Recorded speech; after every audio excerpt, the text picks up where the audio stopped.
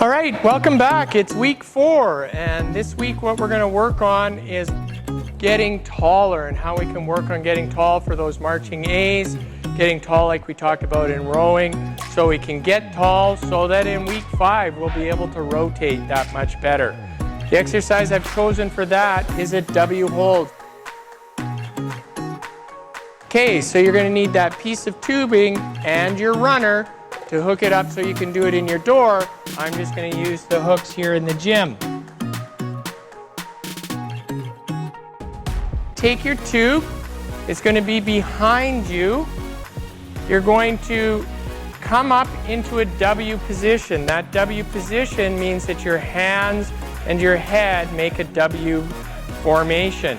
The idea here is we want your hands, your elbows, your ears, your shoulders, your hips, your knees, your ankles, all in the same line. What we're going to work on here is opening up and creating space between our pelvis and our ribs. We need that space so that in week 5 we'll be able to rotate and that we don't get caught all slouchy. So we're just going to hold in this position, and then we've got a couple of variations that we can work on. We're just going to go from this W hold, working in this nice tall position, and we're going to go back to week 1's marching A's. So what we're going to work on is in that marching A is just having and holding that resistance, but staying tall. Because it's pulling you back, you're going to want to get pulled back. Your reaction is going to want to slouch. You got to really focus on staying tall. Keep that ankle dorsiflex, and then you're just going to work on finding that glute, staying tall, and working through that marching A position. Second variation that we're going to do from here is just a shoulder press. We're going to start in just standing, so standing weight equally on both feet, nice and tall. Again, hands, elbows, everything in line with your ear, shoulder, hip, knee, ankle. And then you're going to press straight up overhead. And again, try not to get pulled backwards and try not to shrug. Okay, simple correction is just think about your hands a little bit wider apart. Not YMCA wide, but just a little bit wider apart. Okay, and down and pressing up.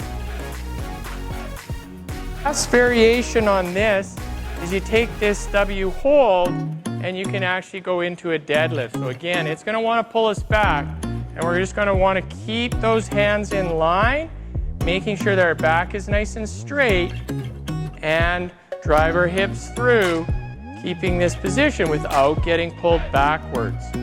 Okay? It's just working on maintaining that trunk control as we move our hips.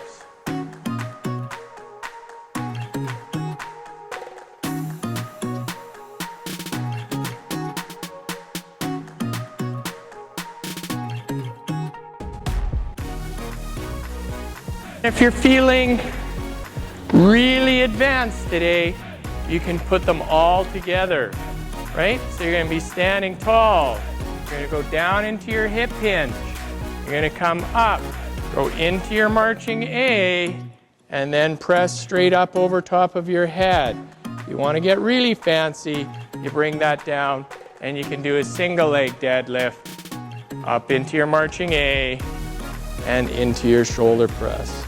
Okay, for reps and sets, for the hold, start with a 5-second hold, doing it 5 or 6 times, and then repeat that for 3 sets. If you're going to get to the marching A's, again, start with about 5 to 8 reps per leg, progress in number of reps first, and then you can start working on speed of movement. With the shoulder press, same idea, start with about 5 reps, doing 3 or 4 sets of that, and then progress on number of reps. And then for the hip hinge deadlift, again, start with about 5 reps for 3 sets and progress in number of reps.